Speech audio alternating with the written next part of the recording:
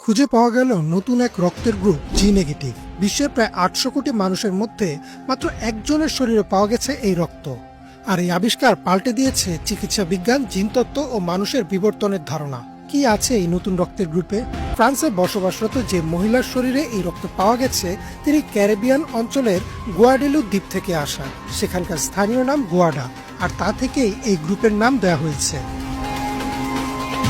এই নারী যখন চিকিৎসার জন্য হাসপাতালে যান তখন তার রক্তের গ্রুপ পরীক্ষা করতে গিয়ে চিকিৎসকরা দেখেন তার রক্ত প্রচলিত কোনো গ্রুপের সাথে মিলে না। এমনকি যেসব বিরল উপগ্রুপ বা রেয়ার সাবটাইপস আগে শনাক্ত হয়েছে তার সাথেও মিল খুঁজে পাওয়া যায়নি। পরবর্তীতে বিশেষায়িত পরীক্ষাগারে বিশ্লেষণ করে দেখা যায় তার রক্তের কোষে RH-T এবং HRS নামে দুটি অ্যান্টিজেনের একদম ভিন্ন রূপ আছে।